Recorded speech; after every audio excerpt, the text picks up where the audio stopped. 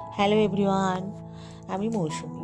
তো সকাল সকাল ঘুম থেকে ওঠার পর আমার তো যা কাজ ছিল করে নিয়েছি, বাসি কাজ। আমি মোটামুটি আগের দিন রাতেই বাসন, তারপরে গ্যাস ট্যাস সব পরিষ্কার করে রাখি, যাতে ঘুম থেকে উঠে কোনো প্রবলেম না হয়।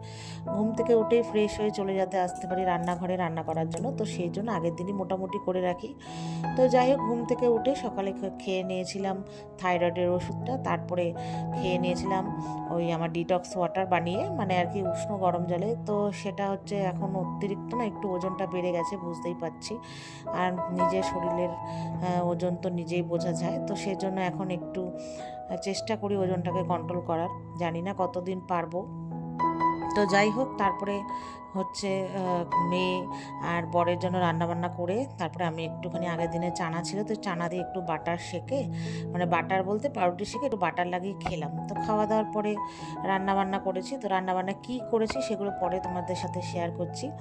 তো তারপরে হচ্ছে স্নান করে পুজো দেবো, দেখলে পুজোর জল ভরে নিলাম। তো পুজো দেওয়া শেষ হয়েছে, আর অমনি না ঝরঝর করে বৃষ্টি নেমে গেছে হঠাৎ করে। এখন তো বৃষ্টির কোনো ঠিকানাই নেই, তো দৌড়ে গেছি, পুরো হাঁপিয়ে গেছি। তো ঠাকুরের ঘাগরা ধুয়ে দিয়েছিলাম, অনেক ঘাগরা জমে গেছিলো যেহেতু ছিল বৃহস্পতিবার। তো ধুয়ে আর জামা কাপড় নিয়ে চলে এসেছি। তো এসে খাওয়া দাওয়া করলাম। তো দু রকমের মাছের ঝোল, ইলিশ মাছ আর কাতলা মাছ, আর চিংড়ি মাছ দিয়ে লাউ দিয়ে করেছিলাম, আর ডাল মাখা। তো খাওয়া দাওয়ার পরে আর ভিডিওই করিনি, আর একদম সরাসরি এটা রাতের বেলা হচ্ছে ফ্রাইড রাইস আনা হয়েছিল, রুটি আর পনির।